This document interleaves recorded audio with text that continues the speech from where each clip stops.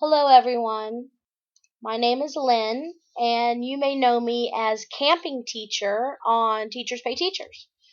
And today I'm going to show you how to make a long pin to post on Pinterest. The first thing you need to do is open up Microsoft PowerPoint, and when you open that up, get rid of the boxes. And then you're going to need to change your design size. So go up to Design, right here, the Design tab, and click on Page Setup.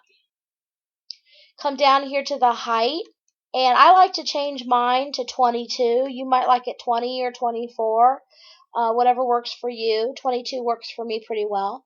And then click OK. That's going to change your design size. Now you're ready to decorate your pin. You can use the background styles that are included in Microsoft PowerPoint, or you might want to use a background color that you have gotten from a clip art artist from Teachers Pay Teachers. It's completely up to you how you want to decorate your pin. I am going to go to my product that I have opened in PowerPoint, and I am going to be making a pin for my African Animals book that I made for kindergarten and first grade.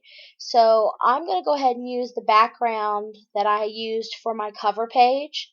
So I'm going to select all, and I want pretty much everything from here. The only thing I don't want is this right here, so I'll click off that. And I'm going to copy, and then I'm going to paste over to my pen. When you do that, it's going to come out really little, and that's okay. It's supposed to do that, because remember, your design size is completely different than the size of your product that you made. And I'm just going to move it over so it's ready, and I can start using it to design. I'm going to bring my background over first and go ahead and make that the size of the back of my pen first and have that ready. And like I said, you can use the background styles from PowerPoint. You don't have to use a clip art background. It's completely up to you. Go ahead and take the clip art that you like and decorate your pen. And you don't have to use just clip art. You can go and use photographs if you want, and go to your pictures and get JPEGs. Maybe you took some pictures of your students using these products, and you want to include that in your pen. I've done that, and that is something that you might want to consider using for your pen. If you have some pictures, you can do that, or you can just use clip art, or you can do a combination of both. It's completely up to you. Once you start designing, you can manipulate everything. You can do it any way you want. A lot of my pins look like my cover pages. That's completely just my style. You may decide that your pins are going to be a completely different style than what I do, and that's fine. And you've seen the pins on Pinterest that some of the sellers have done. You can see that everyone has their own kind of style, the way they like to do things. You'll come up with your own also. When you play around with it, you'll decide, what works best for you. If you always want to include pictures, or what kind of clip art you want to include, or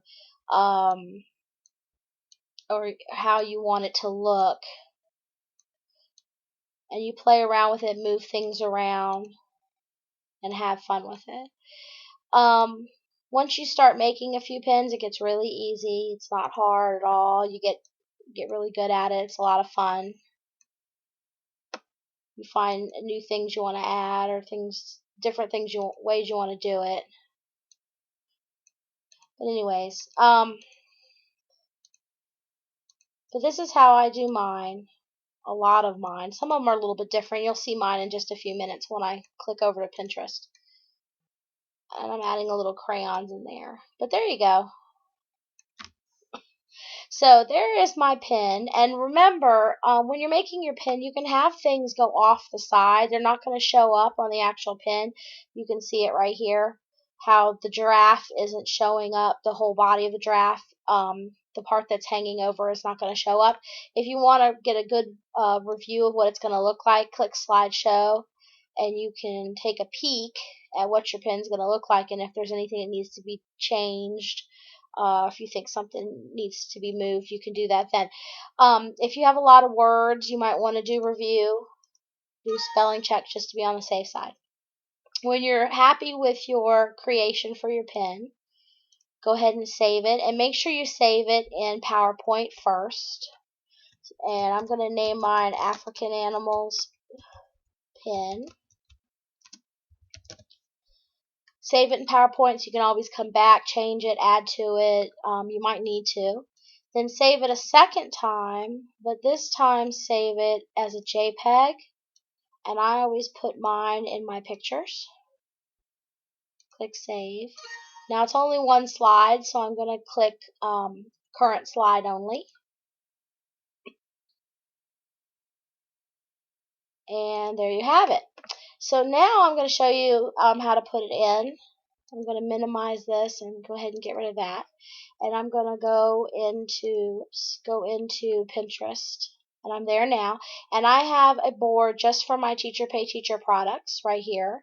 And you can see that I've got some other long pens. And you, like I said, you can decide if you like your pens a little shorter or a little longer. You can play with the height of your pens. You can see I have some that I've designed that are just regular squares, and some that are long, some that I've added pictures. For example, this one right here has 2 photographs in it that I took it in my classroom.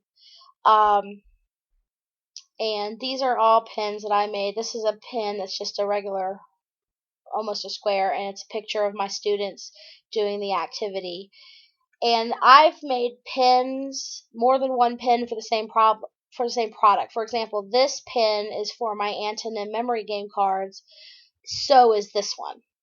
So this one shows the product this way. This pen's just a photograph showing 2 of my girls actually using the product in centers one day. And that's what we were doing. And here's another one where I've used photographs when we were making our whale book. And like I said, you can come up with your own, you'll come up with your own style. You'll decide how you like to do it, using photographs or clip art or both. It's completely up to you. So to add your pen, click on Add a Pen. Go to your computer and you're going to go find it. Choose image. I had saved it in my pictures, and because I had saved it the way I did, it is just, it's at the bottom, it's not in a file. Saved it as one image. There it is, African Animals Pen. So I'm going to give it a little description. African Animals book for kindergarten and first grade. And I'm going to go ahead and click pin it. But I'm not finished yet. Okay, and there it is. You can see I've made some other pins for my other animal books right next to it. And I want this to link to my Teacher Pay Teacher store. I want it to go exactly to that product. So I'm going to go to my store, and there is that product right here, and I'm going to click on it. And I'm going to go get the link for that product. So I'm going to go up here, and I'm going to click on it, make it blue, copy. And then I'm going to come here and click on the little pencil to edit. And where it says source, I'm going to paste my store's link to that product. Click Save Changes. And now that pin is linked to that product. So if somebody clicks on it, it goes big. They click on it again, it's going to go right to that product, and there it is. I hope this helped you. And if you have any questions, please don't hesitate to ask. And remember, I am Camping Teacher. See you later.